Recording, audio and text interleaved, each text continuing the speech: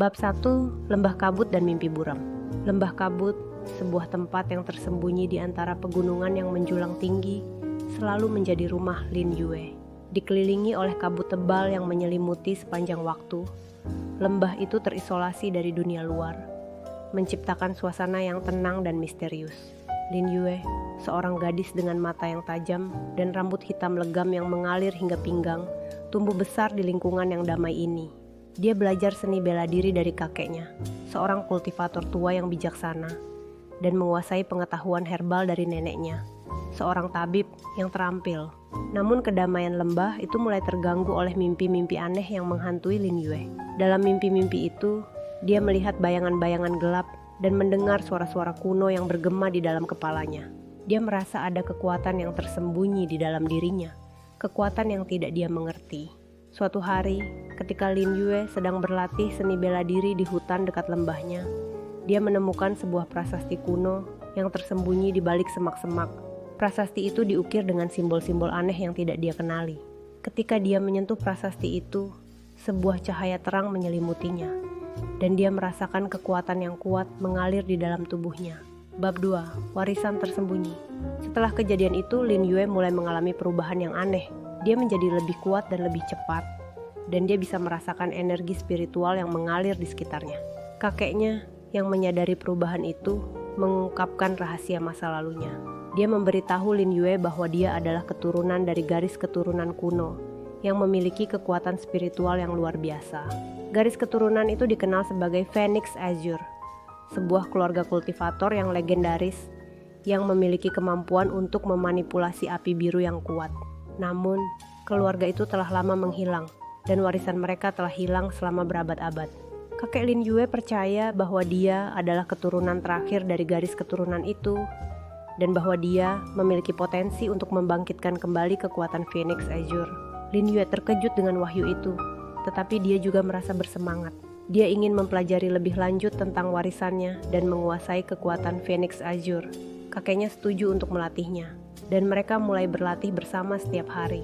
Bab 3, Perjalanan ke Dunia Luar. Sementara Lin Yue berlatih untuk menguasai kekuatannya, lembahnya diserang oleh sekelompok kultivator jahat. Mereka mencari prasasti kuno yang ditemukan Lin Yue, yang mereka yakini adalah kunci untuk membuka kekuatan kuno yang kuat.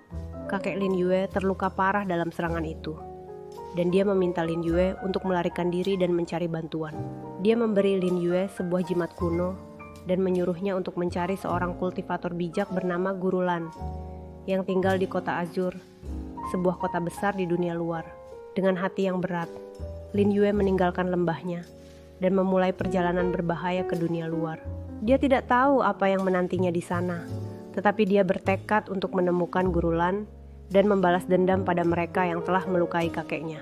Bab 4, Kota Azure dan Pertemuan Tak Terduga. Kota Azure adalah kota yang ramai dan makmur, penuh dengan kultivator dari berbagai sekte dan klan. Lin Yue merasa kewalahan dengan pemandangan dan suara kota itu, tetapi dia bertekad untuk menemukan Guru Lan. Dia bertanya kepada penduduk kota tentang Guru Lan, tetapi tidak ada yang mengenalinya. Dia mulai merasa putus asa, tetapi kemudian dia bertemu dengan seorang gadis muda bernama Xiao Mei yang menawarkan untuk membantunya. Xiao Mei adalah seorang kultivator yang cerdas dan berpengetahuan, dan dia tahu banyak tentang dunia kultivasi. Dia memberitahu Lin Yue bahwa Guru Lan adalah seorang kultivator yang sangat dihormati, yang tinggal di sebuah kuil terpencil di luar kota. Lin Yue dan Xiao Mei melakukan perjalanan ke kuil itu, dan mereka bertemu dengan Guru Lan. Guru Lan adalah seorang pria tua yang bijaksana dengan mata yang tajam dan aura yang tenang. Dia mengenali jimat kuno yang diberikan kakek Lin Yue, dan dia memberitahu Lin Yue bahwa dia telah menunggunya. Bab 5, Pelatihan dan Pengungkapan. Guru Lan setuju untuk melatih Lin Yue dan membantunya menguasai kekuatan Phoenix Azure. Dia memberitahu Lin Yue bahwa dia harus terlebih dahulu memahami sejarah garis keturunannya dan mempelajari teknik-teknik kuno yang mereka gunakan. Lin Yue berlatih keras di bawah bimbingan Guru Lan. Dia belajar tentang sejarah Phoenix Azure, kekuatan api biru mereka, dan teknik-teknik kultivasi mereka. Dia juga belajar tentang musuh-musuh kuno mereka, klan Dark Phoenix, yang menginginkan kekuatan Phoenix Azure untuk tujuan jahat mereka sendiri. Sementara Lin Yue berlatih, dia juga berteman dengan Xiao Mei, yang sering mengunjungi kuil itu untuk belajar dari Guru Lan. Mereka menjadi teman dekat, dan Xiaomei membantu Lin Yue beradaptasi dengan kehidupan di dunia luar.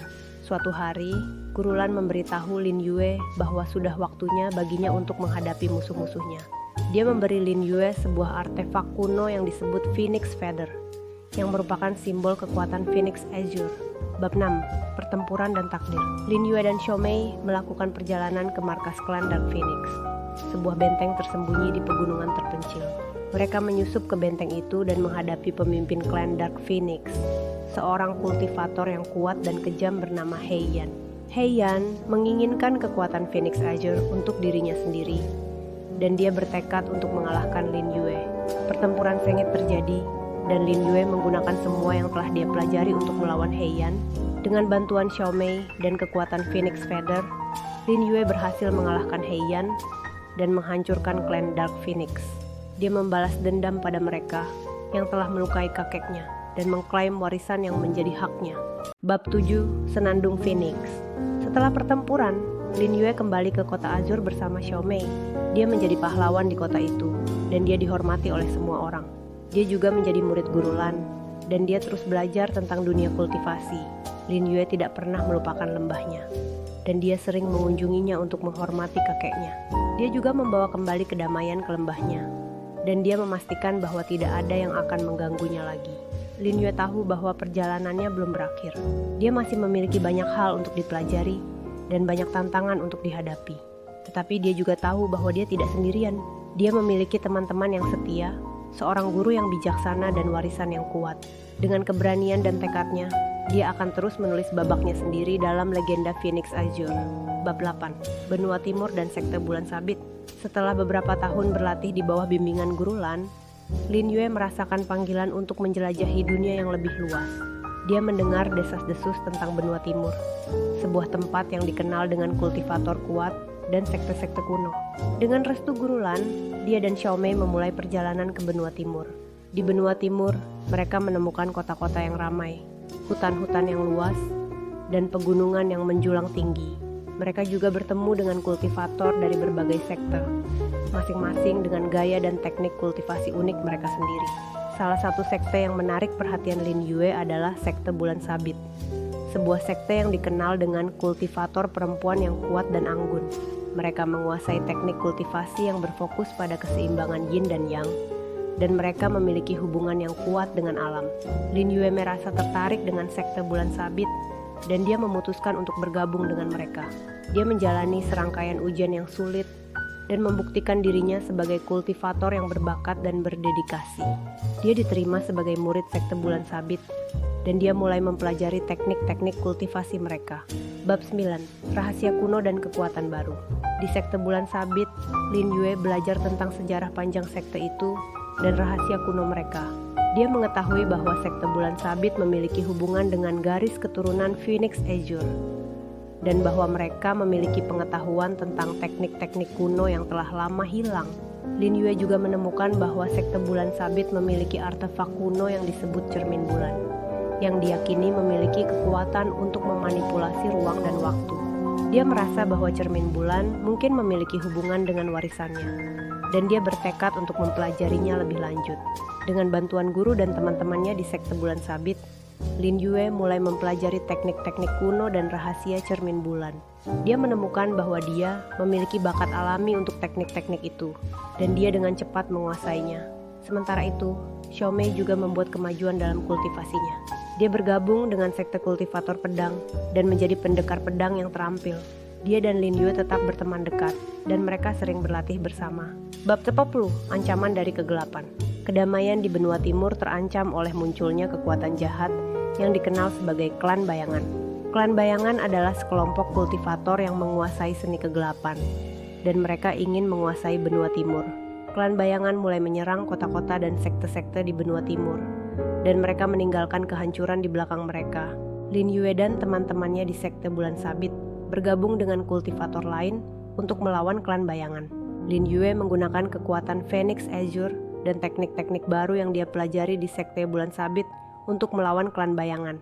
Dia membuktikan dirinya sebagai pejuang yang tangguh, dan dia mendapatkan rasa hormat dari kultivator lain. Bab 11. pertempuran akhir dan warisan sejati.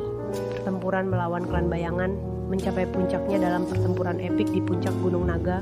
Lin Yue dan teman-temannya menghadapi pemimpin klan bayangan, seorang kultivator yang kuat dan jahat bernama Raja Bayangan. Pertempuran itu sengit, dan banyak kultivator yang terluka atau terbunuh. Lin Yue menggunakan semua kekuatannya untuk melawan Raja Bayangan, tetapi dia masih kalah jumlah. Pada saat kritis, Lin Yue ingat ajaran Guru Lan tentang pentingnya keseimbangan. Dia menyadari bahwa kekuatan Phoenix Azure dan teknik-teknik sekte bulan sabit bukanlah kekuatan yang terpisah, tetapi dua sisi dari koin yang sama. Lin Yue menggabungkan kekuatan Phoenix Azure dan teknik-teknik sekte bulan sabit, dan dia menciptakan kekuatan baru yang belum pernah dilihat sebelumnya. Dengan kekuatan baru ini, dia berhasil mengalahkan Raja Bayangan dan menghancurkan klan Bayangan. Setelah pertempuran, Lin Yue dihormati sebagai pahlawan benua timur. Dia juga diakui sebagai pewaris sejati warisan Phoenix Azure dan Cermin Bulan. Bab 12. Legenda Senandung Phoenix. Lin Yue terus menjelajahi dunia kultivasi, mempelajari teknik-teknik baru dan menghadapi tantangan baru. Dia menjadi kultivator yang kuat dan bijaksana, dan dia menggunakan kekuatannya untuk melindungi dunia dari kegelapan. Dia juga mendirikan sektenya sendiri, Sekte Senandung Phoenix, yang berfokus pada keseimbangan yin dan yang dan harmoni dengan alam. Sekte Senandung Phoenix menjadi salah satu sekte terkuat dan paling dihormati di dunia kultivasi. Lin Yue menjadi legenda, dan kisahnya diceritakan dari generasi ke generasi. Dia dikenal sebagai Senandung Phoenix, seorang kultivator yang membawa kedamaian dan harmoni ke dunia. Bab 13. Keseimbangan abadi. Setelah bertahun-tahun berlalu, Lin Yue telah mencapai puncak kultivasinya. Dia tidak lagi hanya seorang kultivator yang kuat, tetapi juga seorang bijak yang dihormati. Sekte Senandung Phoenix telah berkembang menjadi sekte yang makmur, menarik murid-murid berbakat dari seluruh dunia. Namun Lin Yue tidak pernah melupakan asal-usulnya. Dia sering kembali ke Lembah Kabut, tempat dia dibesarkan, untuk merenungkan perjalanannya. Dia menyadari bahwa kekuatan sejati bukan hanya tentang mencapai puncak kultivasi, tetapi juga tentang menemukan keseimbangan dalam diri sendiri dan dengan alam. Suatu hari, ketika Lin Yue sedang bermeditasi di Lembah Kabut, dia merasakan gangguan pada keseimbangan dunia. Sebuah kekuatan kuno yang jahat, yang telah lama tertidur, mulai bangkit kembali. Kekuatan itu dikenal sebagai entitas kekosongan, sebuah entitas yang ingin menghancurkan semua kehidupan dan mengembalikan dunia ke dalam kekosongan. Lin Yue tahu bahwa dia harus menghentikan entitas kekosongan. Dia mengumpulkan semua kultivator terkuat di dunia, termasuk teman-temannya dari sekte bulan sabit dan sekte-sekte lain. Untuk menghadapi ancaman ini, pertempuran terakhir terjadi di dimensi lain, tempat entitas kekosongan bersemayam. Pertempuran itu epik, dengan kultivator dari semua sekte dan ras bekerja sama untuk melawan entitas itu. Wah, waktunya sudah habis nih. Jangan lupa like, share, dan subscribe.